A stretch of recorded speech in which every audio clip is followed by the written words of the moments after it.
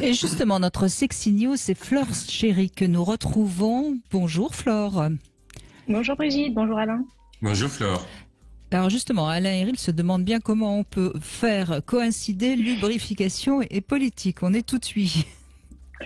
Oui, alors je voulais parler de ce sujet parce que je suis actuellement en plein dans la rédaction d'un article sur le lubrifiant pour le magazine Union et j'ai découvert que ce dernier, le lubrifiant, et la façon dont on le commercialise dit beaucoup de notre rapport à la sexualité et quelque part suit nos convictions sociétales, voire nos convictions politiques. Alors évidemment, on utilise du lubrifiant maison depuis la nuit des temps, mais on va dire que le petit succès du lubrifiant commercial commence dès les années 60 avec la marque Durex qui connaît un carton avec son premier préservatif lubrifié. Le lubrifiant suit donc dans ses premières années le marketing qui est celui de la protection de la santé.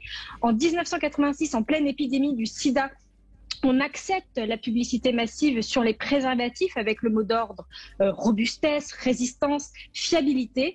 Le lubrifiant est aussi commercialisé sous le grand argument de la santé en parapharmacie, souvent associé aux sécheresses vaginales par exemple. Milieu des années 90, début des années 2000, on change de ton. On a envie de retrouver la légèreté d'une sexualité récréative. Et puis avec la mondialisation, il est de plus en plus simple de créer de nouvelles références. Durex sort en 95 ses fameux préservatifs aromatisés. Fraises, bananes, cerises, on connaît tous les goûts. Au début des années 2000, il développe une gamme de sextoys nervurés qu'il appelle Plaisir Max. On a bien compris que le plaisir, sa diversité, son intensité est maintenant ce qui fait vendre la capote et le lubrifiant.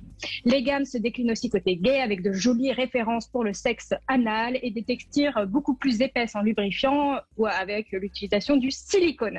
Les années passent et début 2010, voilà qu'une nouvelle ère s'installe chez les lubrifiants. Il s'agit de revoir la façon dont on consomme les accessoires coquins. On veut de l'écolo, on veut des produits naturels et si possible, on veut du Made in France. C'est presque un programme politique à lui tout seul. On veut du lubrifiant vert.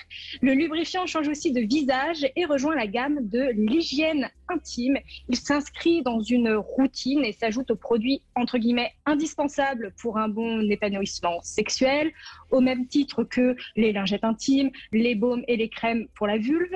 Le lubrifiant aujourd'hui est là pour le bien-être, pour le confort, pour l'apaisement et il n'est plus décliné en 3600 références différentes par souci écologique bien sûr.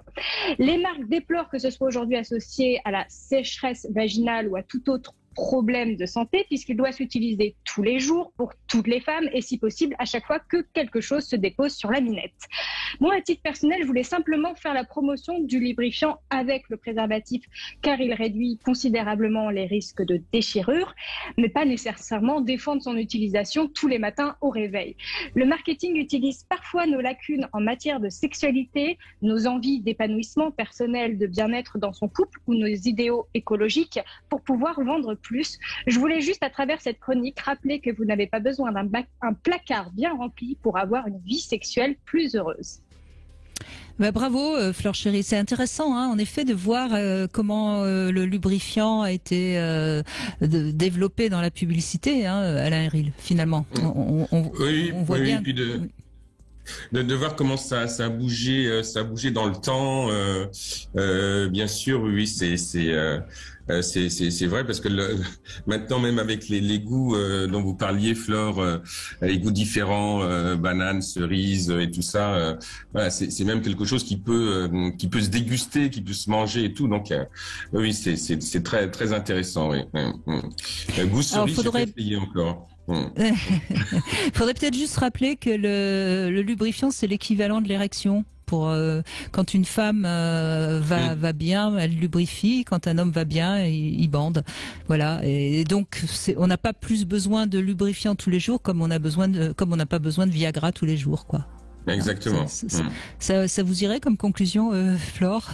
Ça pourrait m'aller, mais après, bon, évidemment, il y a des pratiques comme l'anal qui nécessitent du lubrifiant. Et c'est vrai. par exemple, on n'est pas obligé d'utiliser un sextoy si on l'utilise de façon vulvaire avec systématiquement un lubrifiant. Et je pense que ça dépend aussi beaucoup des femmes et ça dépend de leur expérience. Notamment, trop de lubrifiant peut aussi créer des circuits liquides entre l'anus et la vulve. Et on sait que ça peut favoriser aussi les cystites, par exemple. Donc, trop de lubrifiant peut aussi être néfaste. Et d'ailleurs, il y a des hommes qui n'aiment pas quand une femme va rajouter trop de lubrifiant, parce qu'à ce moment-là, il a un peu l'impression de nager aussi, oui, ou de nager, ou d'être perdu un petit peu.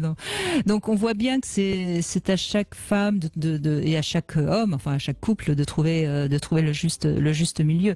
Mais en tout cas, oui, c'est intéressant de voir comment la pub, finalement, comment on est dans une société de consommation finalement. C'est ça qui est triste. Et comment aussi, je trouve que c'est ce que j'ai vraiment découvert en fait dans cette enquête, c'est qu'en 86, il y a vraiment eu des politiques pour pousser l'achat de préservatifs, comme on pourrait l'avoir aujourd'hui pour pousser l'achat du masque lors du coronavirus. Donc quand on a carrément des pouvoirs politiques qui influent pour la promotion d'un produit, c'est vrai qu'il y a toutes les dérives qu'il peut y avoir derrière.